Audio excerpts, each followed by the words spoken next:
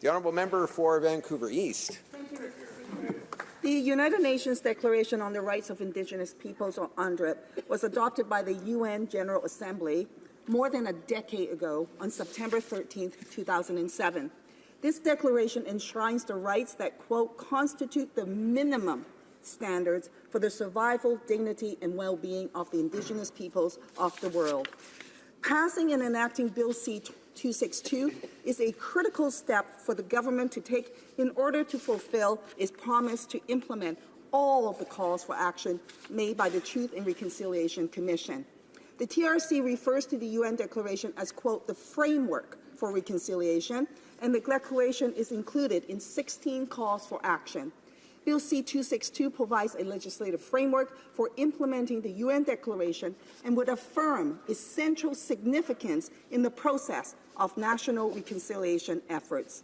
Its implementation would highlight the necessity of harmonizing federal laws so that they are consistent with the UN Declaration.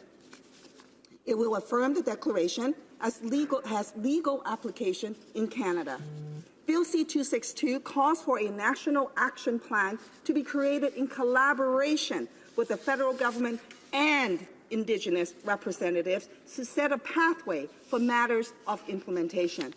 And I would argue that, most importantly, it calls for a yearly report on how progress is being made.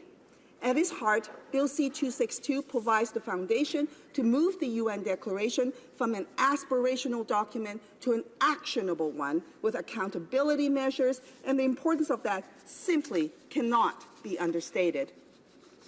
For far too long, successive governments have made aspirational statements after aspirational statements. But as we know, it's been a long succession of promises made, promises broken by successive governments, and we've all heard this government will be different, that this government will treat Indigenous people fairly, that this government will stop the discrimination, that this government will address the generational impacts of trauma, that this government will restore the important nation-to-nation relationship. Tragically, too many times, these statements have rung hollow and have not been met with action. And as we know, there are numerous examples of systemic discrimination and inaction to address ongoing historical wrongdoings perpetrated against Indigenous peoples. To be clear, as of October 31, 2017, there were still 100 long-term drinking water advisories for First Nations community. Just imagine that it's not safe for them to drink their water. There are an additional 47 communities with short-term advisories.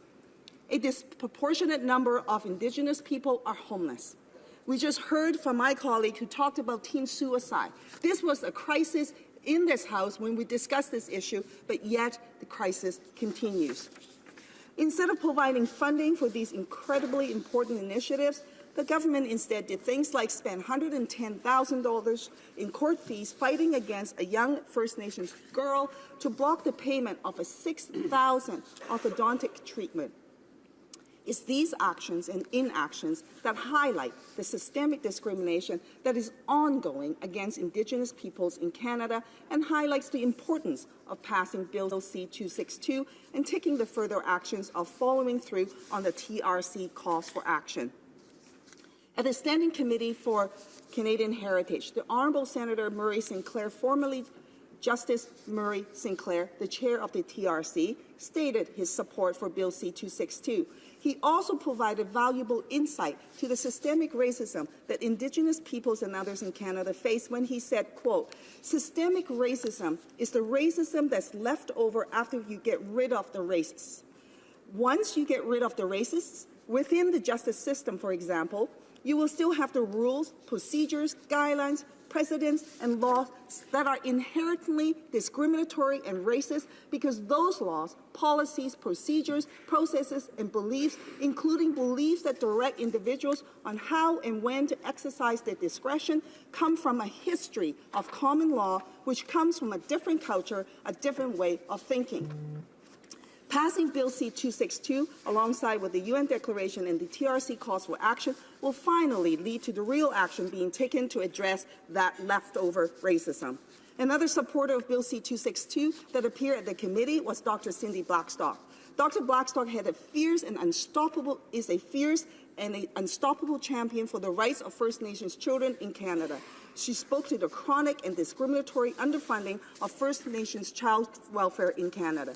She noted that not 10 years ago, not during the 60s scoop, not during the height of the residential school system, but today, that there are more First Nations children in care than at any other time in our history. She further spoke to the chronic and simply unacceptable underfunding of First Nations education. She made it quite clear when she said, quote, "For those who say it's too expensive or too complicated, I ask you this. If we're so broke as a nation, the only way we can fund things like arenas or subway systems is through racial discrimination against children, then what are the children losing to? What does this country really stand for?" For those who ask, with the adoption of Bill 262, what does it look like? Bill C-262 lays the groundwork Bill 262 lays the groundwork to fundamentally examine and act on our aspirations to end this systemic discrimination. It is not an endpoint, but it lays a path to reach one. Let us get to work and stop asking, why do we have to do this? Thank you, Mr. Speaker.